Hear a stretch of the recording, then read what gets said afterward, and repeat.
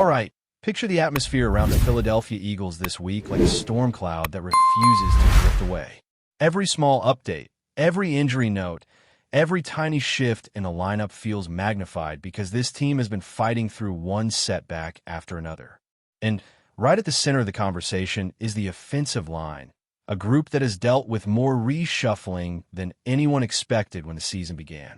The most encouraging sight for Eagles fans came when Cam Jurgens stepped back onto the practice field, helmet on, moving through drills as a limited participant. After spending days in concussion protocol, just seeing him in action again felt like watching a locked door finally crack open. It does not fix everything. It does not magically undo all the missed time. It does not replace Lane Johnson, who remains sidelined with that tricky foot injury. But what it does provide is stability, something the line desperately needs. For anyone who has been following this team closely, the constant rotation up front has been one of the biggest reasons why the offense has struggled to find rhythm. The original 5 starters have only played every single snap together in one game this entire season, which is wild when you think about how vital continuity is for an offensive line. When the foundation is shaking, the whole house feels the impact. The run game lacks its usual punch, the passing pocket collapses faster than it should, and the offense as a whole feels like it is always just barely offbeat. Bringing Jurgens back into the fold, even on a limited basis, signals that he is inching toward clearing concussion protocol fully. If he continues progressing, the chances of him suiting up against Dallas grow stronger by the day. Now, the flip side of that encouraging news is Lane Johnson's situation. His foot injury remains a huge concern. The team wants to evaluate how it responds over the next several days, and everyone knows how delicate anything related to a Liz Frank issue can be. There is no rushing a decision like this, and although placing him on injured reserve is still on the table, there is no immediate call being made. His absence leaves a massive hole on the right side, and while the coaching staff will do everything possible to mask it, you do not simply swap out an all-pro presence without consequences. This is one of the biggest reasons the offense has felt disjointed since the season began. There were other promising updates scattered throughout practice. Jalen Phillips was a full participant after dealing with that shoulder issue earlier in the week. Willie Lampkin was back at full strength after managing knee and ankle troubles. Miles Hinton, whose practice window opened just yesterday, also went through everything without limitations. Those are the kinds of returns that quietly matter in a matchup like this one, because the battle in the trenches against Dallas is always intense. And make no mistake, the interior line matchup on Sunday might define this entire game. Because if we zoom out for a second, Dallas made an aggressive and surprising move at the deadline that sent shock waves across the league. They pulled off a blockbuster deal to land star defensive tackle Quinnen Williams, one of the most disruptive interior forces in football. And while context matters, his debut came against a Raiders interior line that has struggled badly. Williams still reminded everyone exactly why he is considered an elite defensive tackle. He tallied a sack and a half, piled up several pressures, and posted an eye-popping win rate that showed he needed no warm-up period. And when the cameras caught Jerry Jones grinning ear to ear after that first sack in a Cowboys uniform, you knew Dallas felt like it had struck gold. When you look at the trio Dallas can now rotate through the interior, it becomes even clearer why Philadelphia has to bring its absolute best up front. You have Quinnen Williams, whose run-stopping ability ranks among the league's best this year. You have Kenny Clark, who arrived through the Micah Parsons deal, and even though he has been better as a pass rusher than a run defender this season, he was brought in specifically to clog running lanes. And then you have Osa Odigizwa, a player who can be streaky, but when he is on, he is one of the most explosive interior linemen in the conference. That is not a trio you can take lightly, especially not with a line that has been patched together week after week. On the Cowboys side of the injury report, the headline that surprised a lot of people was Dak Prescott popping up with a hip issue. According to the team, he is expected to play, but it does raise eyebrows because injuries have been a recurring storyline for him in recent years. Along with Dak, there are several players on the list that Dallas must monitor as the week progresses, but the quarterback's health always draws the most attention. And the truth is, he has played some of his best football against Philadelphia. Statistically, historically, emotionally, Dak circles these matchups. At home, especially, he has been extremely productive. His completion percentage spikes, the yards go up, and the touchdowns follow. Eagles fans know this. Cowboys fans definitely know this. And for Philadelphia, slowing him down inside that massive stadium is always one of the toughest challenges of the year. And as if that were not enough drama, the Cowboys brought even more attention to themselves earlier this week when it came out that wide receiver CeeDee Lamb and George Pickens were benched to start Monday Night Football. The reason? Missing curfew after spending the evening at a casino.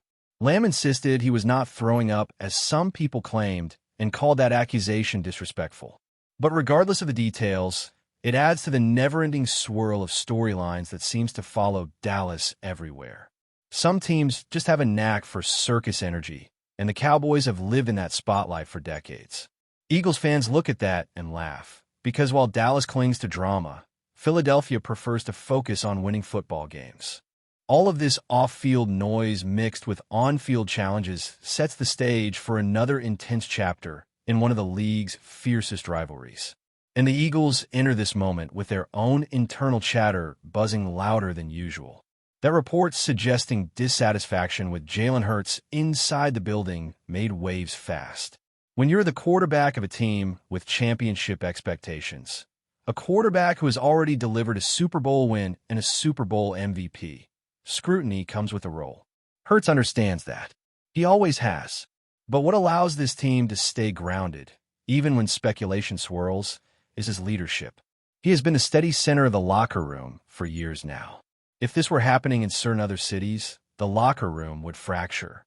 Instead, Philadelphia stays aligned because Hurts keeps them aligned. Even with all that leadership, though, there is no denying the offense has not lived up to its potential this year. The talent is undeniable. The starters returned almost entirely intact from last season's Super Bowl run, but the production has hovered around the middle of the league. The philosophy under Nick Sirianni and Hurts has always leaned toward protecting the football, avoiding unnecessary risks, and winning the turnover battle. And the crazy part is that formula works. Sirianni's record when winning the turnover battle is almost unreal. Hurts' record in that same situation is even more staggering. People can argue all day about flashy plays, wild highlights, and social media-ready throws, but at the end of the day, winning is what matters. And with Hurts, winning has been the norm. But that does not change the fact that the Eagles need more out of their offense if they want to quiet the noise and take control of this season again. The numbers show flashes of excellence. High rankings and efficiency metrics, strong accuracy under pressure, impressive deep ball success. But the consistency just has not been there. And that is why this game against Dallas arrives like a defining moment. The injuries, the matchups, the drama, the rivalry, the pressure, the need for a signature performance. All of it is colliding at once, and now the Eagles have to answer. And the search for that spark starts with settling down the offense and giving Jalen Hurts the support he needs up front. When an offense feels stuck between gears, it is usually because timing has been disrupted, and right now the Eagles have had far too many snaps where pressure arrives before a route can fully develop. Hurts has been doing everything he possibly can to compensate, extending plays, working outside structure, keeping his eyes downfield, but there is only so much a quarterback can do when the pocket folds too quickly. Getting Juergens back, even if he is not 100% yet, could be the stabilizer this group needs. His communication, his footwork, his ability to anchor and pass protection, all of those things matter when you are dealing with a Cowboys front that thrives on chaos. Dallas knows exactly how to crank up that chaos, too. This is a defensive line that feeds off disruption. They twist, they stunt, they fire gaps, and they never stop moving. That is part of what makes Quinnen Williams such a dangerous fit for them. He does not just plug holes. He slices through them with speed and with overwhelming power. And when you combine him with the rest of that rotation, the interior becomes a battlefield where every inch feels earned. That is why the Eagles cannot afford sloppy technique, missed hand placement, or delayed adjustments. The Cowboys make you pay instantly for mistakes, and once they build momentum, that defense becomes even harder to shake. But this is where Philadelphia has a chance to flip the narrative. Whenever these two teams meet, the intensity brings something extra out of both sides. Hurts has shown many times that he rises when the lights burn the brightest. The challenge for him is making the most of each opportunity while ignoring all the noise surrounding him. There's been so much chatter about whether the offense is too conservative, too predictable, too careful. Yet the numbers show that when Hurts is protected and the offense is on schedule, he can be one of the most efficient passers in the league. Accuracy under pressure, deep ball precision, composure against man coverage. All those metrics point to a quarterback who can win any matchup if the timing syncs up. And timing becomes even more important when you consider how often these games swing on a handful of key plays. In almost every Eagles-Cowboys meeting over the past few years, the outcome has hinged on moments where someone needed to make a play in tight coverage or break a tackle in the open field or turn a small crease into a big game. Those are the types of moments the Eagles need more of, especially after spending weeks searching for offensive rhythm. They have the talent. They have the experience. What they need now is trust. Trust in the play design, trust in the protection, trust in each other. What complicates everything is how strong Dallas has been at home, particularly with Dak Prescott leading the way. His track record inside that stadium is something the Eagles cannot ignore. He has consistently performed at a high level against this team, and the crowd always leans into feeding that confidence. Prescott turns into a patient passer in these matchups, taking what the defense gives him and punishing mistakes.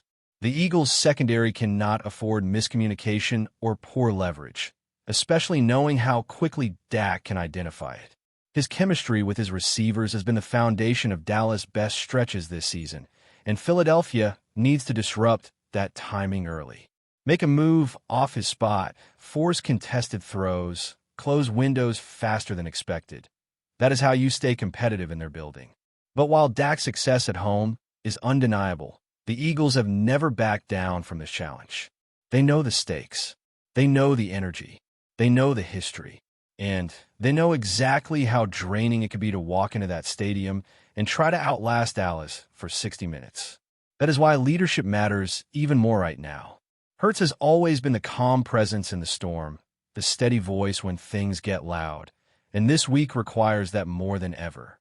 When speculation starts swirling, when outside voices try to create tension, the true leaders are the ones who pull everyone back to the center. Hurts is built for that. He has handled pressure bigger than this. He thrives under expectations. What he needs is for the offense around him to rise to that same level. A big part of that involves returning to basics, staying ahead of the chains, avoiding negative plays, and refusing to give Dallas free possession swings. The turnover battle has defined so many Eagles victories over the past few seasons because it directly reflects how disciplined the team is. Hurts excels at protecting the football, and the entire offensive philosophy is built on complementing that. When they control the ball, sustain drives, and finish with points, the formula works. It does not need to be exotic. It does not need to reinvent anything. It needs to be efficient and clean. That is where the Eagles thrive. Before we continue, don't forget to subscribe to our channel and give this video a like. Your support helps us keep delivering the latest updates on our Philadelphia Eagles. And don't be shy. Share your thoughts on the news in the comments below. Whispers are flying through the NFL world after a recent comment from veteran announcer Joe Buck that has set the rumor mill spinning. Known for his long-standing presence in football broadcasting, Buck allegedly made some less than flattering remarks about the Philadelphia Eagles, and sources say the reaction has been immediate and heated among fans and insiders alike. While Buck has a reputation for calling the game with precision and insight, insiders suggest that his comments may have crossed a line, sparking a firestorm of debate over the network's coverage and possible bias.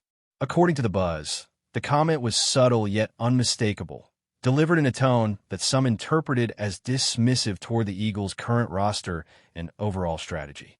Industry insiders are already speculating on the possible repercussions, not just among the fans, but within the locker room itself. Players, who are notoriously sensitive to public perception and media narratives, might be hearing the words and reacting in ways that could influence team dynamics. The Eagles have always had a passionate following, and word travels fast in the tight-knit world of professional football. Social media platforms, forums, and sports talk shows have erupted, with fans dissecting Bucs' every word, questioning whether there is truth to the claim or if it's just another case of a commentator being taken out of context. Rumors suggest that this isn't the first time Bucs commentary has sparked chatter, but the intensity this time seems heightened. Some analysts hint that this could affect future broadcast assignments, with league officials keeping a close eye on both public sentiment and internal discussions. Others, however, argue that Bucs' reputation as a seasoned broadcaster will allow him to weather the storm. After all, controversy often fuels ratings, and nothing drives viewers like a heated debate over a team as storied and scrutinized as the Eagles. Meanwhile, fans are divided.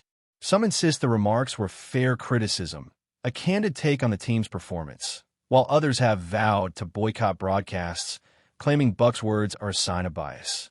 Inside sources say the Eagles' front office has not publicly commented, though private conversations may already be underway to assess the potential impact on player morale.